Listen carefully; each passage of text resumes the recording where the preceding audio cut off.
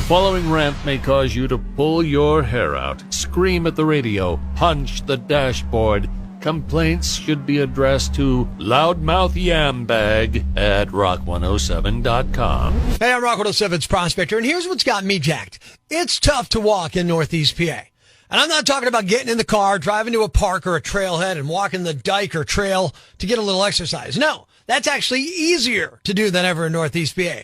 I'm talking about walking to work, or walking to the grocery store, or walking to the doctor's office, or simply walking across the street. Yeah, that's tough to do in Northeast PA. And it's not just here, but since this is where we call home, let's talk about walking in Northeast PA.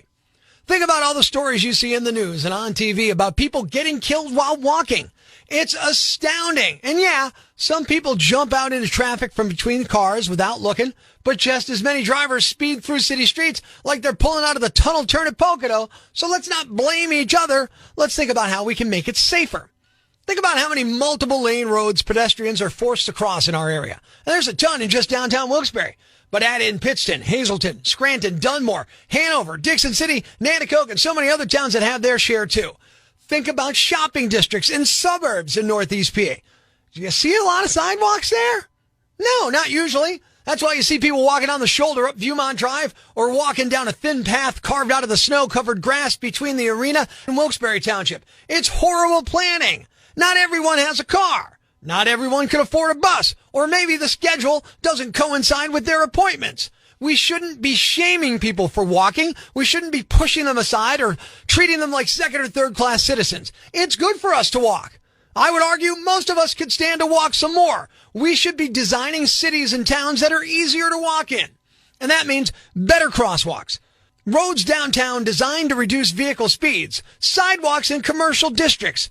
Rid ourselves of that car-first design mentality. Cars are great. I got one. I love it. But they're not the only thing streets are for. We had streets thousands of years before we had cars. We need to stop killing and maiming our citizens and make it easier for them to get around. Mass transit is great, and many people who use it still have to hoof it part of the way to their destination. So let's make it safer for them to do so. And if you're one of these idiots that's just so selfish that you think, none of this matters to me, I'm driving all the time. Let me put it to you this way. Safer for pedestrians means fewer accidents, which in turn means lower insurance rates. Is that good enough for you, you selfish handbag? I'm Prospector. I'm for the people. Who's with me? I gotta go crazy, man! Ever see the crazy guy screaming at the wall outside the Times building? Where does this rage come from, my son? Tweet us with hashtag I found Prospector, and we'll come and get him.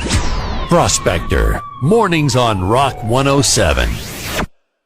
Podcast. Be sure to catch us live weekdays from 5:30 to 10 a.m. on Rock 107 or online at rock107.com or the Rock 107 app.